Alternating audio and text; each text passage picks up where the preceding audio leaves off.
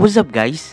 Ngayon nga po ay samahan niyo naman kaming pakinggan ang kwento ng lalaking si Jacob.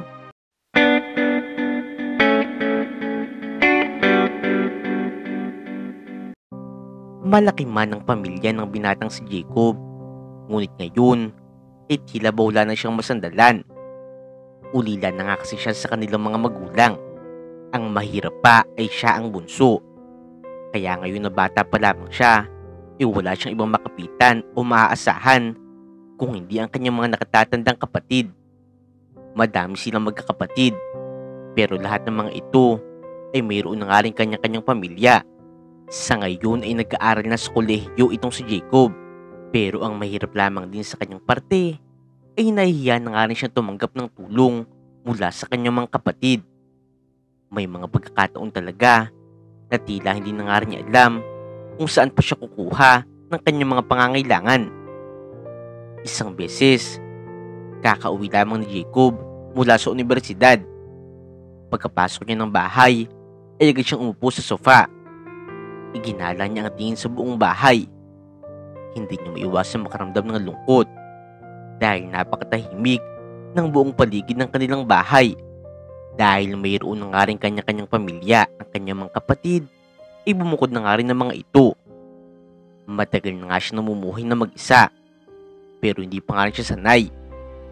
Madalas naiisip niya na sana ay buhay pa ang kanyang mga magulang at magkakasama pa rin silang magkakapatid. Maya-maya, naisip na nga lamang niyang tawagan ang isa sa kanyang mga kapatid na kanyang Kuya Raymond. "O bunso, Jacob, bakit napatawag ka?"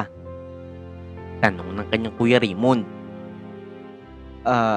Kuya, itatanong ko lang sana kung pwede muna ako makituloy dyan. Nalulungkot na kasi ako dito eh. Wala akong makasama." Sagot ni Jacob. "Oo naman, pwedeng-pwede ka dito, no? Mas maganda nga yun at makakasama mo rin ng mga pamangkin mo. Kung gusto mo, bukas na bukas, pumunta ka na dito." Bigla talaga nabuhayan ang mukha ni Jacob sa narinig niya sa kanyang kuya. "Talaga kuya? Ayos lang ba yun kay Ate Ana?" Tanong niya. Ang tinutukoy niya ay ang asawa ng kanyang kuya. Hindi nga kasi siya malapit dito. "Ano ka ba? Oo naman. Ako na ang bahalang kumausap sa kanya. Walang problema yun." Sagot muli ng kanyang kuya. "Salamat talaga kuya ha. Sige bukas ng umaga, pupunta na ako dyan." "O sige, hintayin kita. Mag-text ka muna bago ka pumunta ha, para makapaglinis ako. At ihahanda ko na rin ang kwarto mo." "Oo kuya, maraming salamat talaga ulit." Maya-maya, nagtungo na nga rin siya sa kusina at nagluto ng kanyang makakain. Gaya nga rin ng dati, ay mag-isa lamang siyang kumakain.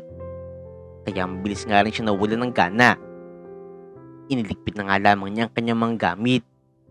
Pagkatapos noon, ay natulog na rin siya. Kinabukasan, kagaya na rin na pag-usapan nila ng kanyang kuya, ay kaagad na nga rin siya nagtungo sa bahay nito. Pagkalipas pa ng ilang minuto, ay nakarating na nga rin siya dito. "O bunso, nandito ko na pala. Tara, pasok ka." Saad ng kanyang Kuya Raymond. Tinulungan na nga rin siya nito sa pagbubuhat ng kanyang mga gamit. "Salamat kuya." Nahihiya pa nga si Jacob habang papasok sa bahay ng kanyang kuya.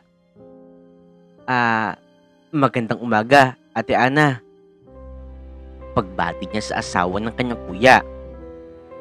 Salip ng umiti, ay kumunot ang noo nito. Tila ba hindi ito masaya na makita siya. "Totoo pala yung sinasabi ni Raymond. Dito ka na muna tutuloy.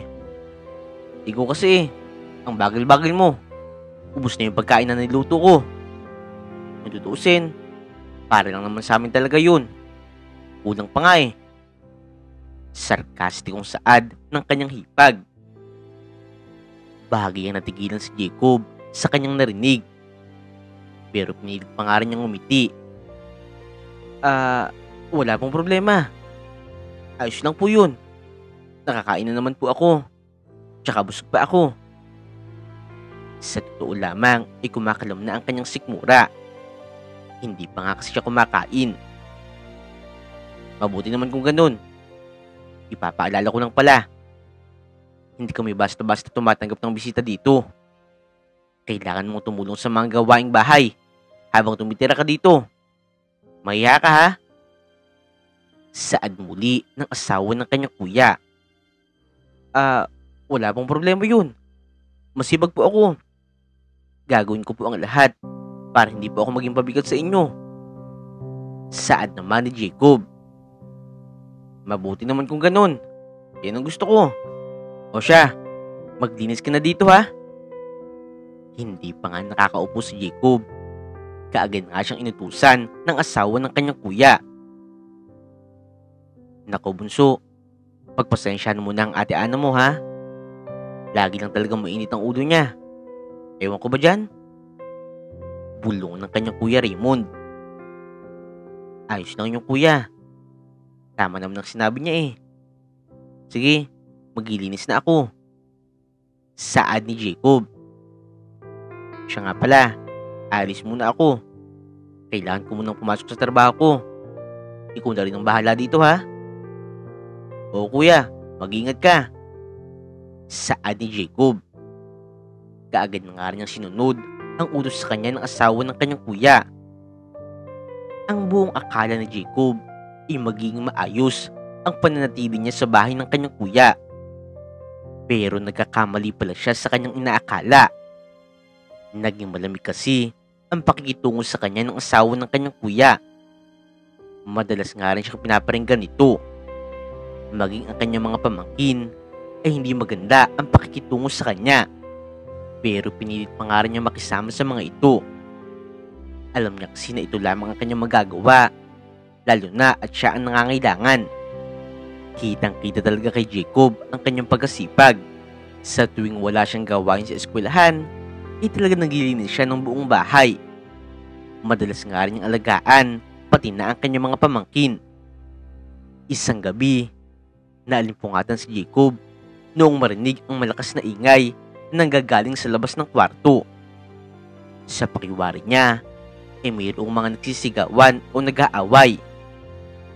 Nag-alala siya, kaya kaagad nga siyang lumabas ng kwarto. Pagkalabas pa nga lamang niya, ay nakita niya doon ang kanyang kuya Raymond at ang asawa nito. Nagtatalo nga ang mga ito. Kailan ba alis ang kapatid mo? Hanggang ngayon, nandito pa rin siya. Akala ko ba, saglit lang siya dito. Simula noong dumating siya, mas lumaki pa ang gastusin natin. Napakaliit na nga ng sinusweldo mo. Kinakapos na nga tayo. Nagdagdag ka pa ng palamunin. Galit na sabi ng asawa ng kanyang kuya. Ano ka ba, Ana? Pwede bang hinaan mo ang boses mo? Baka marinig ka na, Jacob. Sambit ng kanyang kuya. Wala akong pakialam. Mas mabuting ang marinig niya to. Para siya na ang mahiya. Tinutulungan mo na nga siya sa pag-aaral niya. Tapos ngayon, pati pagkain niya, ikaw ang sasagot. Aba, sumusobra na siya. Ana naman oh. Ano ba yung mga sinasabi mo? Baka nakakalimutan mo. Kapatid ko si Jacob. Kadugo ko siya. Kaya gagawin ko rin ang lahat para matulungan siya. Sambit ng kanyang kuya Raymond. Habang nakikinig, hindi na nga napigilan pa ni Jacob na pumatak ang kanyang mga luha. Bigla nga rin siya nakaramdam ng matinding pagkahiya. Tatalikod na nga sana siya, pero aksidente nga siya ng tapilok. Dahil doon ay nakalika siya ng ingay. Jacob, kanina ka pa ba dyan? Pagkabigla ng kanyang kuya Raymond noong makita siya. Oo kuya. Kung ganun, narinig mo ang pinag-uusapan namin? Oo kuya, narinig ko ang lahat ng yun. Pasensya na kayo ha, dahil naging pabigat na ako. Pero huwag kayong mag-alala. Bukas na bukas, aalis na po ako. hindi na rin po ako tatanggap ng suporta mula sa inyo para hindi na po kayo kapusin. Nagtungo na nga si Jacob sa kanyang kwarto, tsaka inayos ang kanyang mga gamit. Kinabukasan, hindi pa man sumisikat ang araw, kaagad na nga rin umalis si Jacob sa bahay ng kanyang kuya. Sinubukan niya magtungo sa iba pa niyang mga kapatid para humingi ng tulong. Pero maging ang mga ito, walang kakayahan na tulungan siya. Gipit nga rin kasi ang mga ito. Nauunawaan naman niya ang kanyang mga kapatid, kaya wala na nga siyang ibang nagawa kung hindi bumalik na lamang sa kanyang bahay. Simula noon, napilitan na nga rin si Jacob na tumayo sa sarili niyang mga paa. Kinailangan na nga rin niyang huminto sa pag-aaral dahil wala na nga sumusuporta sa kanya. Sinubukan naman niyang dumiskarte sa pamamagitan ng paglilinis ng mga sasakyan, pangangalakal, at iba pa. Pero sa dami nga ng diskarte na kanyang ginagawa, ay hindi pa rin sumapat ang mga ito. Umabot pa nga sa punto na naputulan na nga rin siya ng tubig at kuryente dahil wala siyang pambayad. Isang araw, habang nasa loob ng bahay, ay nahihilo si Jacob dahil sa matinding gutom. Gusto sana niyang bumili ng pagkain, pero wala naman siyang pera. Pinilit na nga lamang niyang tiisin ang kumakalam niyang sikmura, hanggang sa hindi na nga niya kinaya ang sobrang niyang pagkagutom. Sandali siya napatulala, hanggang sa nakaisip siya ng paraan. Kahit nanginginig na ang kanyang tuhod sa sobrang pagkagutom, pinilit pa nga rin niya maglakad papalabas ng bahay. Naglakas loob siyang magtungo sa tindahan upang mangutang. Pero nagalit lamang sa kanya ang tindera. Alam kasi nito na wala naman siyang pambayad. Napahiya siya, kaya ipinagpatuloy na lamang niya ang paglalakad. Hanggang sa mabaling ang kanyang atensyon sa isang basurahan. Dali-dali niyang kinalkal ang basurahan. Nagbabaka sakali siya na mayroong pagkain dito na maaari pa nga niyang kainin. Gumuhit ang ngiti sa kanyang mga labi dahil mayroon nga siya nakita na tira-tirang burger. Sa sobrang pagkagutom, hindi na nga niya inisip kung madumi ba ito. Kaagad niya itong nilantakan. Pero noong kakagat pa lamang siya, kaagad nang sumigaw ang isang matandang lalaki. "O bata, huwag mo kakainin yan.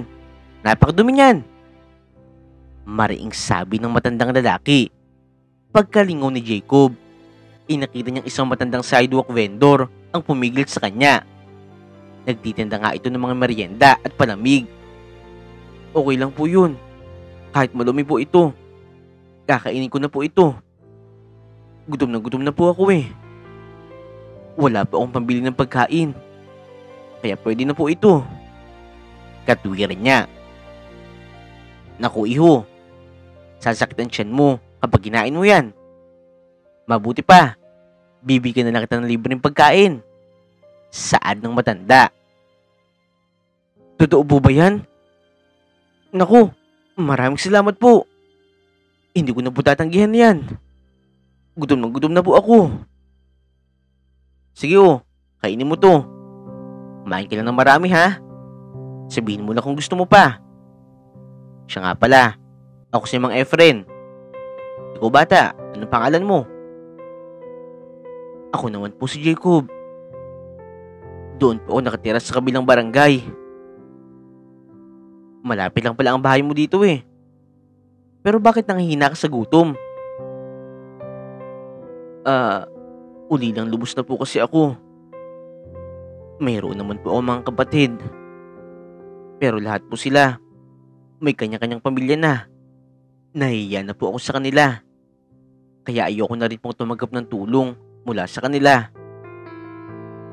Nahabag talaga si Mang Efren noong marinig niya ang kwento nitong si Jacob. Sandali itong natahimik. "Nakakaawa ka naman pala bata. Pero kung gusto mo, sumama ka na lang sa akin. Hindi ako mayaman. Pero pinapangako ko, magiging ligtas ka sa akin at hindi ka magugutom. Ituturing kita na para ko na ring anak." Talaga po? Handa ka pa pong ampunin ako kahit hindi mo naman talaga ako kilala? Oo naman. Nakikita ko, mabait na bata ka. Nararamdaman ko yun sa'yo. Pero baka magalit naman po ang pamilya mo kapag kinupkupan po ako. Naku bata, huwag mo nang isipin yun. Wala naman kasi akong asawa at anak eh. Mag-isa lang ako sa buhay. Yun nga ang dahilan. Kaya naunawaan ko ang sitwasyon mo. Ranas na ranas ko ang mag-isa lang sa bahay. At alam ko na napakalungkot niyan. Ganun po pala. Sige po, sasama na po ako sa iyo. Pangako, tutulong po ako para hindi po ako maging pabigat. Naniniwala ako sa iyo. Sige, tatapusin ko lang ang pagtitinda ko. Tapos uuwi na tayo. Sumama ka na sa akin. Masayang masaya talaga ang puso ni Jacob dahil sa wakas ay mayroon na nga rin tutulong sa kanya. Tinulungan na nga rin niya si Mang Efren sa pagtitinda. Simula nga noong araw na yun ay namuhay na si Jacob kasama ang matandang si Mang Efren. Napakasaya talaga niya dahil napakabait din ng matanda. Ibinibigay nga rin nito ang kanyang mga pangangailangan. Kailanman ay hindi siya nakakarinig ng anumang panunumbat mula dito. Dahil bukal sa loob nito ang pagtulong na ginagawa nito. Kinalaunan, nagpasya nga rin si Mang Efren na paaralin siya. Pumayag naman si Jacob sa alok nito. Tuwang-tuwa talaga siya dahil nakakasalamuhan niya ulit ang mga kaklase. Nangako nga rin siya kay Mang Efren na hindi niya sasayangin ang pagpapaaral nito. Nais nga rin niya makabawi sa sakripisyong ginagawa nito. Kaya palagi niya itong tinutulungan. Kapag wala siyang pasok sa universidad, ay sinasamahan niya ito sa pagtitinda. Lumipas pa nga ang mga buwan hanggang sa mas naging maganda pa nga ang kanilang pakikitungo. Tila ba mag-ama sila kung titignan. Hindi nila alintana kahit hindi sila magkadugo. Sa katunayan, natutuwa nga ang ibang mga tao kapag nakikita sila. Umahanga ang mga ito sa kanila dahil ipinapakita nila na hindi nababase sa dugo ang pagiging pamilya. Ang mahalaga, handa nilang tanggapin ng buong puso ang isa't isa. Inaakala nga ng iba ay tunay silang mag-ama.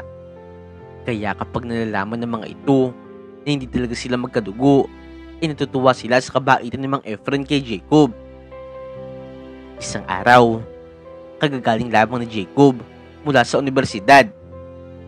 Naglalakad siya papauwi at malapit na nga rin siya. Maya-maya, narinig niya ang boses ng isang babae na sumisigaw. Nagtaka siya kung ano nangyari, kaya tumakbo siya hanggang sa makalapit nga siya sa bahay na inuupahan nila ni Mang Efren. Nakita niya doon ang kasera na si Aling Lourdes. Sinisigawan at tinuduro nga nito si Mang Efren. Aba Efren, anong betya na oh? Ilang beses ka nang nangako sa akin. Pero hanggang ngayon, puro ka pa rin pangako. Hindi ka pa rin nagbabayad. Puro ka na lang pagdadahilan. Ano, maliit lang kinikita mo? May pinapaaral ka? Napakamahal ng bilihin? Wala na akong pakialam. Dahil hindi ko naman kasalanan kung nag-ampon ka pa ng palamuning bata. Eh hindi mo naman kaano-ano yan. Sino ba yan? Inis na sabi ni Aling Lourdes. Pasensya na Lourdes. Kinakapos kasi ako ngayon. Pero pangako, gagawa ako ng paraan para makapagbayad kami. Pero sana naman, huwag mo nang idamay ang bata. Huwag ka namang damay ng ibang tao. Saad ni Mang Efren habang nakayuko. Nahiya na nga rin ito dahil nagsisilabas na rin ang kanilang mga kapitbahay. Siguraduhin mo lang sinasabi mo ha. Kapag hindi ka pa nakapagbigay, papalayasin na kita dito at kukunin ko ang lahat ng mga gamit mo. Ibibenta ko ang mga yan para kahit papano makabawi naman ako sa'yo. sigaw ni Aling Lourdes. Samantala, maging si Jacob ay hindi maatim na panooring binubulyawan ang tinuturing ng pangalawang ama. Dali-dali niyang nilapitan si Mang Efren. Sandali lang po, Aling Lourdes. Huwag niyo naman mapagsalitaan ng ganyan si Mang Efren. Kausapin mo po siya ng mahinahon. Pakiusap niya. Lalo namang naggalit sa Aling Lourdes. Isa ka pang bata ka. Alam mo ba? Simula noong kinupukan ni Efren, doon lang siya nahirapan. Ikaw naman kasi Efren eh. Mag-aampon ka na lang, yung wala pang pakinabang. Hindi mo ba napapansin? Malas lang talaga sa buhay mo ang batang yan. Palayasin mo na siya. Biglang natigilan si Jacob sa sinabi ng Ali. Maging siya ay nahiya. Lourdes, pakiusap naman. Huwag mong pagsalitaan ng ganyan ng bata. Para sa akin, hindi siya pabigat. Simula nung dumating siya sa buhay ko, mas nagkaroon ako ng rason para lumaban sa buhay. Bahagya namang napatawa si Aling Lourdes sa kanyang narinig. Patawa talaga kayo, oh. Ang drama-drama nyo. Magbayad na lang kayo. Wala akong pakialam sa sama niyong dalawa. Ang mahalaga sa akin, yung pagbabayad nyo. Puro na lang kayo pagdadahilan. Giit nito habang galit na galit. Oo, pangako. Sa susunod na linggo, magbabayad na ako. Gagawin ko ang lahat para hindi mo kami mapaalis dito. Siguraduhin nyo lang yan, ha? Tuparin nyo yan. Kung hindi, ako mismo ang magpapakalad sa inyo para umalis dyan. Sa puntong yun, ay naiwan na lamang si Mang Efren at si Jacob na nakatulala. Mang Efren naman, bakit hindi mo po sinasabi sa akin na kinakabos ka na pala? Dahil pala sa akin, hindi ka na nakapagbayad ng renta natin dito. Naku Jacob, huwag mo nang itindihin yun. Hindi mo na problema yun. Kalimutan mo na lang yung mga sinabi ni Lourdes. Sadyang masungit lang ang matandang yun. Halika, pumasok na tayo sa loob ng bahay at nang makakain na rin tayo. Kahit na ganoon, mabigat pa nga rin ang loob ni Jacob. Pero hindi na lamang siya umiimik. Kinagabihan, nakahiga na sa banig si Jacob. Nasa tabi lamang niya si Mang Efren at mahimbing ang tulog nito. Sinubukan niyang ipikit ang kanyang mga mata, pero hindi pa nga siya dinadalaw ng antok. Hindi pa rin mawala sa kanyang isip ang naganap kanina. Alam niya na hindi naman niya kasalanan na maaga siya naulila sa mga magulang. Pero naiinis pa rin siya sa kanyang sarili. Pakiramdam kasi niya, palagi na lamang siya naging pabigat sa mga taong nakakasama niya. Saglit pa nga siya napaisip hanggang sa nabagtanto niya na ayaw na nga niyang idamay pa si Mang Efren sa mga problema niya. Kung tutuusin, hindi na nga kasi siya obligasyon nito. Lumipas pa nga ang ilang minuto hanggang sa dahan-dahan siyang bumangon. Tiniyak niya na hindi magigising si Mang Efren. Tahimik siya nag-impake ng kanyang mga gamit. Kinuha lamang niya ang kanyang mga importanteng gamit. Noong matapos, tinitigan niya si Mang Efren sa huling pagkakataon. Napasabi na lamang siya sa kanyang sarili. Mang Efren, maraming salamat ha. Balang araw, babalik ako dito. Babalikan kita. At babawi ako sa mga kabait mo sa akin. Maraming salamat talaga. Hindi na nga rin niya namalayan na unti-unti na rin pumatak ang kanyang mga luha. Ayaw naman niya itong iwan. Pero batid niya na ito ang mas makakabuti para hindi na nga rin mahirapan sa kanya si Mang Efren. Hindi na nga rin niya ito ginising para magpaalam dahil alam niya na hindi ito papayag. Maya-maya pa, marami siya naglakad papalabas ng bahay. Hindi niya alam kung saan siya pupunta. Bahala na nga daw kung saan siya dadalhin ng kanyang mga paa. Nagpakalayo-layo na nga lamang si Jacob para makapagsimula ulit. Gamit ang kanyang naitabing pera ay bumiyahe siya patungo sa malayong lungsod. Naglakas loob nga siya mangupahan ng bahay at naghanap din ng trabaho. Sa kabutihang palad ay nakapagtrabaho naman siya bilang crew sa isang fast food chain. Nagpursige talaga siya sa pagtatrabaho. Kahit hindi kinakailangan, ay nagpupumilit siya na mag-overtime para madagdagan ang kanyang kita. Sa bawat sweldo niya, ipinipili talaga niya makaipon ng malaki. Kinalaunan, noong makapag-ipon na nga siya, inapagpasya niya bumalik na rin sa pag-aaral. Nagtangka nga rin siyang lumapit sa iba't ibang institusyon para mag-apply ng scholarship. Hindi naman siya nabigo dahil napakaraming tumulong sa kanya. Dahil doon, mas lalo nga siya naging porsigido na mag-aral. Ipinagpatuloy niya ang pagsisikap hanggang sa dumaan pa nga ang maraming taon at tuloy na nga siya nakapagtapos sa kolehiyo. Imbis na maghanap ng trabaho, inagpa siyang magbenta ng mga pagkain. Araw-araw siya naglilibot upang maglako ng mga merienda. Hindi niya alintana kahit nabibilad siya sa matinding sikat ng araw. Bukod doon, marami nga siyang naririnig na panghusga. Pinagtatawanan siya ng mga tao dahil mas pinili niya maging vendor. Samantalang nakapagtapos naman siya ng kolehiyo at mayroon siyang diploma. Pero kahit na ganoon, hindi na lamang niya pinansin ang sinasabi ng mga ito. Naniniwala siya na balang araw ay magiging maayos din ang kanyang buhay. Naniniwala siya sa munting negosyo na kanyang sinimulan at balang araw ay magiging matagumpay din ito. Isang araw, nakaupo sa sala itong si Jacob. Abala siya sa pag-iisip ng mga bagong putahe na kanyang ibebenta. Maya-maya, narinig niya na mayroong kumakatok sa pinto ng kanyang bahay. Kaagad siyang tumayo mula sa kanyang kinaupuan. Tsaka binuksan ang pinto. Tumambad sa kanyang harapan ang isang napakagandang babae. Mestiza ito, matangos ang ilong at matangkad. Nakakaakit nga rin ang itsura nito. Tao po. Tao po. Magandang araw po. Ako nga po pala si Angel. Pwede ko po bang malaman kung dito nakatira si Jacob? Yung lalaking nagbebenta po ng mga merienda. Saad ng babae. Ako yung hinahanap mo, miss. Anong kailangan mo sa akin?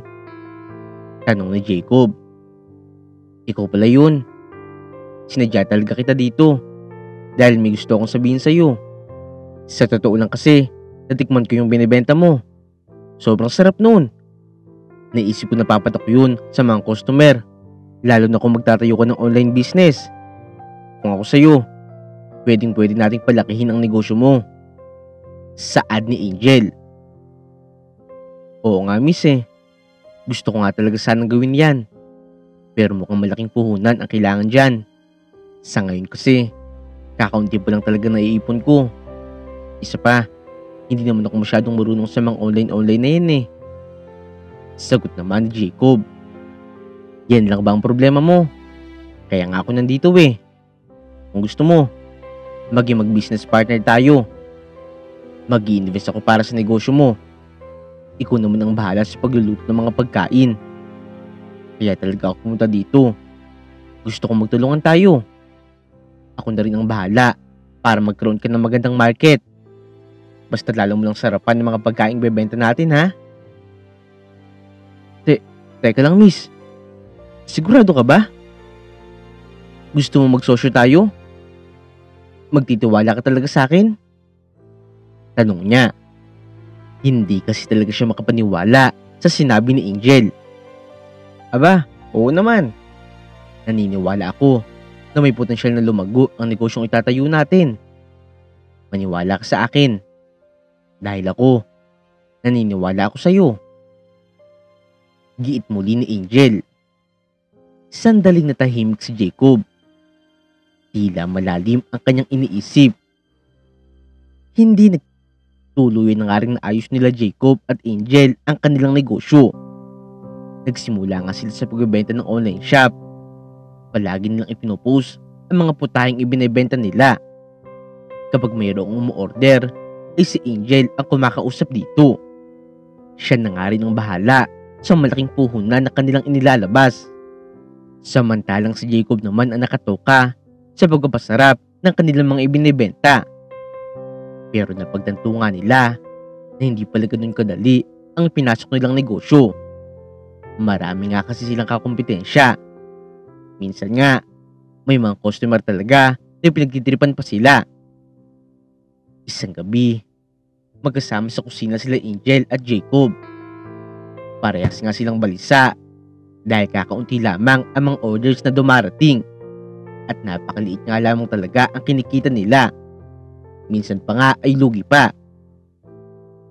Angel, pasensya ka na ha. Mukhang nagkamali ka. Dapat talaga, hindi ka na nakipagsosyo sa akin. Yan tuloy, parang malulugi pa tayo. Nasayang lang ang mga perang nilabas mo. Mukhang nagkamali talaga tayo. Nahihiyang sambit ni Jacob. Ano ka ba, Jacob? Huwag mong sabihin yan. Wala ka namang kasalanan eh. Ganito talaga sa negosyo. May mga pagkakataon nakikita tayo. Minsan naman nawala.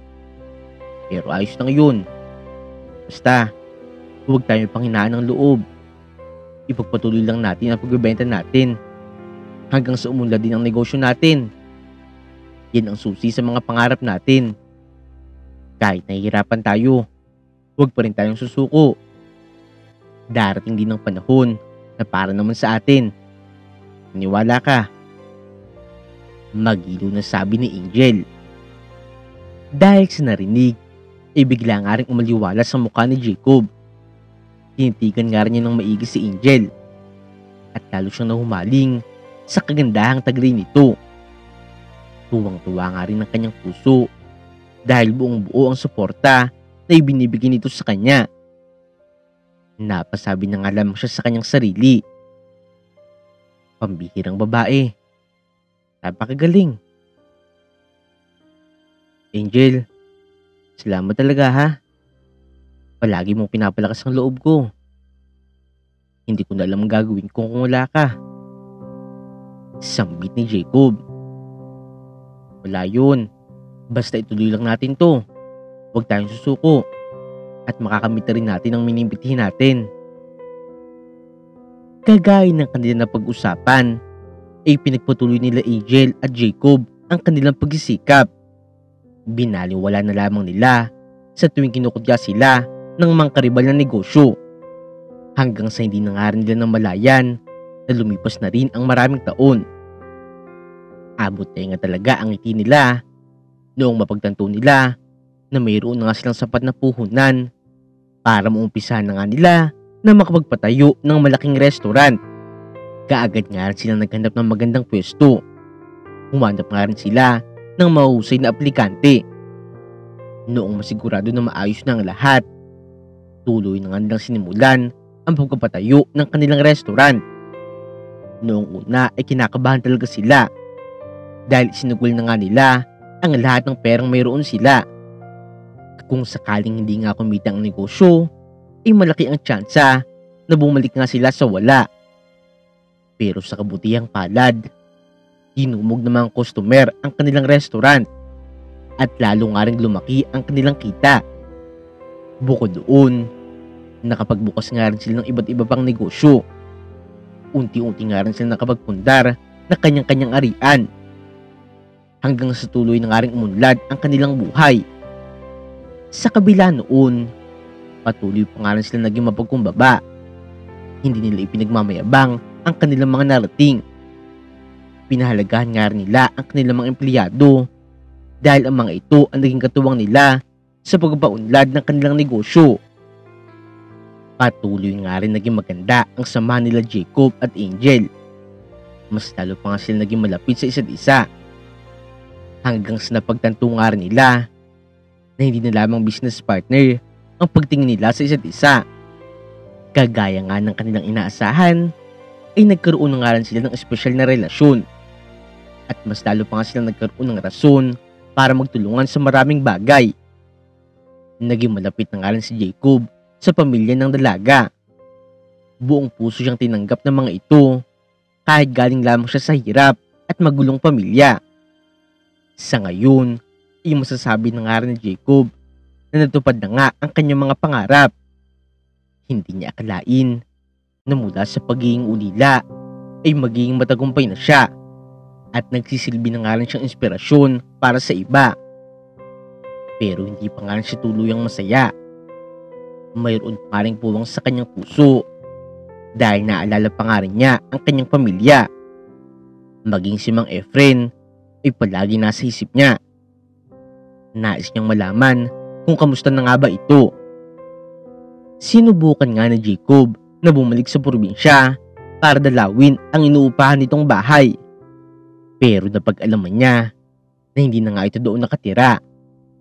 Ayon sa kanya na pagtanungan, pinalayas na nga ito dahil matagal na nga daw itong hindi nakakabayad ng upa. Sobra nga talaga siya nag-alala para kay Mang Efren. Alam niya na kailangan nito ng kanyang tulong. Kaya nais nga talaga niya itong mahanap. Napagpasyahan nga niya kumuha ng investigador para mapabilis ang paghahanap niya. Noong malaman nga rin ito ng kanyang nobya, ay sinuportahan nito ang kanyang desisyon.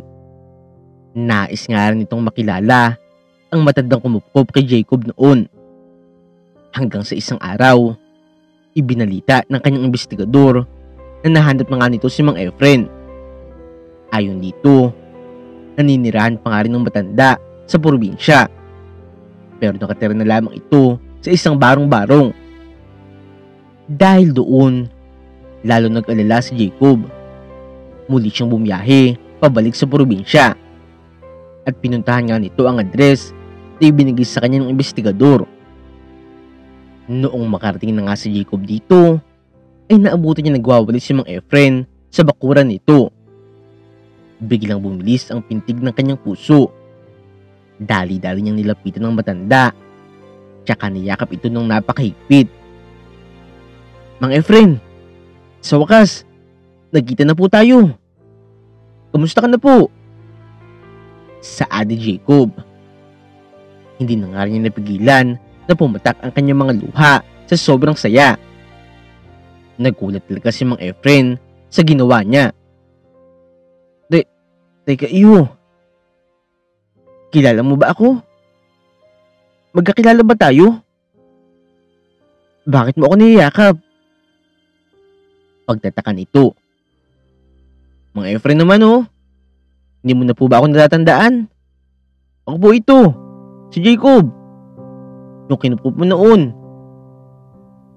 Gumuhi talaga ang napakalaking ngiti sa labi ng matanda. Hindi siya makapaniwala na si Jacob na nga ang binatang nasa harapan niya ngayon. Iyo? Ikaw na pala yan? Naku, pasensya ka na ha. Hindi kita agad nakilala. Malabo na rin kasi ang mga mata ko. Ayos lang po yun, Mang Efren. Kung tutuusin, ako nga po talaga ang dapat humingi ng paumanhin. Dahil ngayon lang ako nakabalik dito. Ano ka ba, Jacob? Pero matanong ko lang, bakit ba bigla ka nalang umalis noon? Sinubukan kitang hanapin, pero hindi na kita nakita. Umalis ka ba dahil nahihirapan ka na rin noon? Pasensya ka na ha? Naku Mang Efren, hindi po. Sa totoo lang, napilitan po akong umalis dahil nahihiya na po ako sa'yo. Ayoko nahihirapan ka dahil po sa akin. Nakakaya po talaga. Ikaw talaga, Jacob oh. Pero naiintindihan kita. Pero dapat, hindi ka pa rin umalis noon. Kung alam mo lang, pinag-alala mo ako ng husto. Pasensya na po talaga. Pero pangako, Simula po ngayon, babawi na po ako sa iyo. Maayos na po ang buhay ko ngayon. Malayong malayo na kumpara noon. Kaya gagawin ko po ang lahat para makatulong sa iyo. Totoo ba yun, Jacob? Ang galing mo naman. Masayang masaya ako para sa iyo. Hindi ko tatanggihan ang tulong mong yan. Sa totoo lang kasi, hindi ko na rin kaya magtrabaho. Marami na rin akong iniindang sakit. At nagtsatsaga na lang ako na tumira dito. Ikinala nga ni Jacob ang tingin sa buong paligid hanggang sa nakita niya ang maliit na kulungan. Mang Efren, yan po ba ang barong-barong na tinitirahan mo? Oo, Jacob. Dati ang kulungan ng baboy. Inalok lang ito ng kakilala ko. Yan nga, sobrang barong-barong. Medyo mabaho. Pero pinagtsatsagaan ko na. Para lang mayroon akong masilungan. Dahil sa narinig, ay mas lalong naawa si Jacob sa kalagayan ng matanda. Huwag ka pong mag-ilala. Hindi mo na po kailangan magtsaga dito. Ihahanap po ko din ng maayos na tirahan. Halika po. Sumama ka po sa akin. Aalis ka na po dito. Dinala nga muna ni Jacob si Mang Efren sa restaurant at pinakain nga ito ng masasarap na pagkain. Sunod naman sila nagtungo sa mall para ibili ito ng mga bagong damit at sapatos. Pagkatapos doon, nag-ikot-ikot nga sila sa buong lugar para maghanap ng magandang bahay. Iho, Jacob, sigurado ka ba? Dito ako titira? Mukhang napakamahal ng bahay na ito ha. Mang Efren, hindi na po natin problema ngayon ng pera. Ang mahalaga, makalipat ka na po sa mas maayos na bahay. Maghahanap rin po ako ng tao na pwede mong makasama dito sa bahay para mayroon pong umalalay sa iyo. Ako na po ang bahala sa lahat. Wala ka na pong dapat isipin. Halos mapayak talaga si Mang Efren sa mga ginagawa ngayon ni Jacob. Maraming salamat talaga, Jacob. Kung tutuusin naman, hindi mo ako obligasyon. Pero tinutulungan mo pa rin ako. Hindi mo ako kinalimutan. Mang Efren, noon po na walang-wala ako. Walang taong nasa likod ko. Ikaw lang nag-iisang tao na tumulong sa akin. Kaya ngayon, tumatanaw lang po ako ng utang na loob. Tsaka parang tatay na rin po ang turing ko sa iyo. Kaya hindi po kita papabayaan.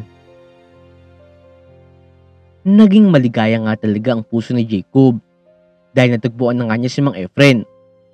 Katulad ng kanyang ipinangako, hindi nga niya ito pinabayaan. Bukod dito, naisip nga rin niyang dalawin ang kanyang mga kapatid. Nagulat niya ang mga ito noong makita siya, lalo na ang kanyang kuya Raymond. Isa-isang humingi ng paumanhin ang mga ito sa kanya dahil nagawa nga siyang pabayaan ng mga ito. Hindi naman siya nagtanim ng galit sa kanyang mga kapatid. Ikinuwento niya sa kanyang mga kapatid ang kanyang naging karanasan noon. Gaya nga rin ng kanyang pangarap noon, tinulungan pa nga rin niya ang kanyang mga kapatid para magkaroon nga rin ng mga ito ng magandang buhay. Naniniwala nga rin siya na mas pagpapalain siya ng poong may kapal dahil sa kanyang pagiging matulungin. Sa ngayon, napakarami na nga rin talagang natutunan ni Jacob sa kanyang buhay. Masayang-masaya nga rin siya dahil patuloy nga rin siya sinusuportahan ni Angel sa lahat ng kanyang gusto. Hindi nagtagal, ikinasal na nga rin sila at bumuo na nga sila ng sarili nilang pamilya. Marami mang pagsubok na pinagdadaanan nila, ngunit para sa kanya maswerte pa rin siya dahil may mga taong dumating sa kanyang buhay para masandalan niya. Dito na nga po nagtatapos ang kwento natin para sa araw na ito. Naway marami po kayo natutunan sa kwentong ito. Abangan nyo po ang susunod nating kwento. Untold Stories TV.